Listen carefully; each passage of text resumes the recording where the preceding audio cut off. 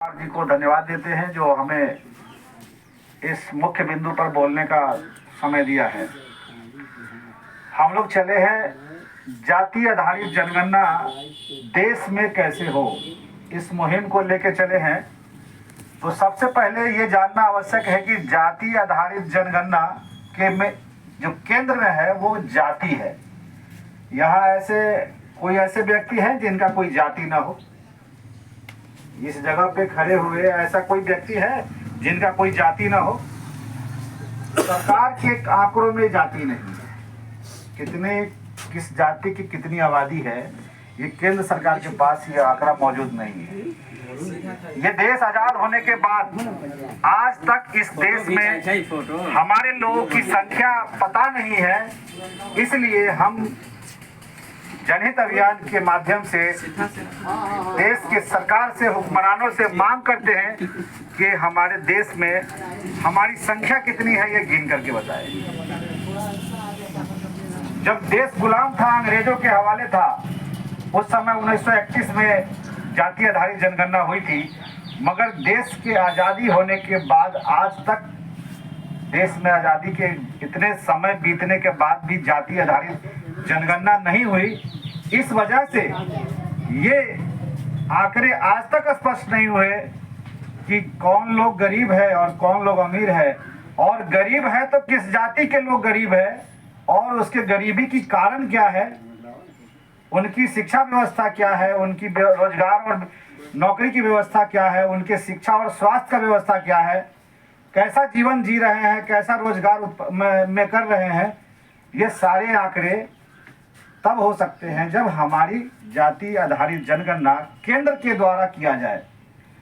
ये मांग पिछले लंबे समय से उठ रही थी, मगर आप समझ सकते हैं कि देश में किस तरह का शासन व्यवस्था चलते आया है, किन लोगों के द्वारा शासन किया गया है।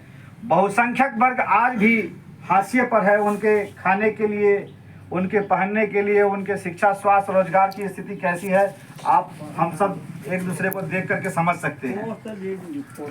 जनहित अभियान के राष्ट्रीय संयोजक माननीय राजनारायण भाई को हम सभी लोगों को धन्यवाद देना चाहिए कि ऐसे महान मुद्दों को लेकर के जो आज तक देश में आज़ादी के बाद इस काम पे इस चीज पर काम नहीं किया गया हो, उस काम को लेकर के आगे बढ़े हैं। मतलब इसमें सिर्फ एक व्यक्ति का हित नहीं छुपा हुआ है, बल्कि पूरे भारत का हित छुपा हुआ है। जब इस कार्यक्रम को लेकर के देश के कई कोनों में घूम रहे थे तो हमारे आलोक भाई धन्यवाद के पात्र इसलिए हैं क्योंकि इस नायाब हीरे को हमारे इस राज्य और जिले में लाने का काम किया। क्योंकि अगर आलोक भाई नहीं लाए होते तो हो सकता है कि तमिलनाडु होते, आंध्र प्रदेश होते, पंजाब होते, अन्य राज्यों में घूम रहे होते और अन्य राज्यों में जागृति का काम कर रहे होते। मैं इसके लिए आलोक भाई को धन्यवाद देता हूं। साथ ही हरिश्चंद्र प्रसाद यादव जी को भी धन्यवाद देता हूं कि इनके कदमों से कदम मिला करके और ये जो जाति आधारित जनगणना की जो मुहिम है 15 जनवरी 2021 से लगातार भितरवा की धरती से उस ठंड के समय में, जब जिस समय लोग घरों में कपकपा रहे थे, घर के अंदर हीटर जला करके बैठे हुए थे, वैसे सर्दियों में ये सभी टीम जो है वो काम कर रही थी। और काम करने के बाद में इनके निष्ठा, जिस समय देश में कोरोना का टाइम चल रहा था, कोरोना के समय लोग एक दूसरे से के आसपास बैठना मुनासिब नहीं समझता था, वैसे दौर में कुछ लोगों को परमिशन मिला था और उस परमिशन के आधार पर ये लोग घूम रहे थे। और घूम करके गांव-गांव में और अलग जगह करके इनके कार्य की निष्ठा और ईमानदारी को देखते हुए जो यहाँ की वर्तमान सरकार थी, उनको लगा कि नहीं, ये वाकई में आज की ज्वलंत मुद्दा है और इस पर काम करना चाहिए।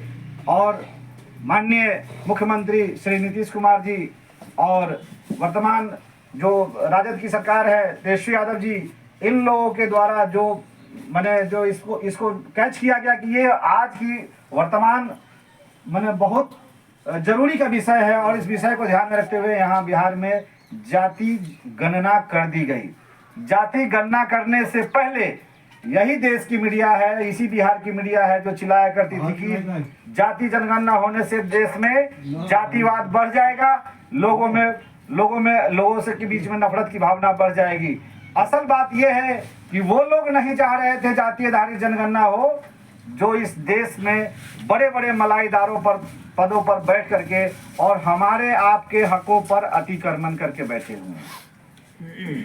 हमारे लिए जो योजनाएं बनती है वो योजना हमारे लिए तब बनेगी जब हमें पता होगा या सरकार को पता होगा कि हम हैं कितने। जैसे उदाहरण के लिए हम अपने घरों में 5 परिवार के लोग हैं, मगर अगर बाहर से अगर कुछ गेस्ट आने वाले हैं तो हमारे घर में जो माता या बहनें हैं खाना बनाने वाली, उनको पता होना चाहिए कि बाहर से कितने गेस्ट आने वाले हैं। अगर उनको हम सही आंकड़ा नहीं देते हैं या तो गेस्ट भूखे रह जाएंगे या घर के लोग भूखे रह जाएंगे। मतलब स्पष्ट है कि देश के अंदर में भी नीति तब कारगर साबित होगी जब हमारे आंकड़े स्पष्ट होंगे कि हमारे, जैसे अगर राम भाई है तो कितने हैं, पासवान भाई है तो कितने हैं, साहनी भाई है तो कितने हैं, तेली भाई है तो कितने हैं, जादव है कितने हैं, मल्लाह कितने हैं, कौन से किस लोग कितने हैं, और उनके लिए शैक्षणिक व्यवस्था क्या है, उनके लिए सामाजिक व्यवस्था क्या है, उनके लिए शिक्षा स्वास्थ्य और रोजगार की व्यवस्था क्या है। ये तब सब कुछ हो सकता है जब उसके लिए नीतियां बनाई जाएगी।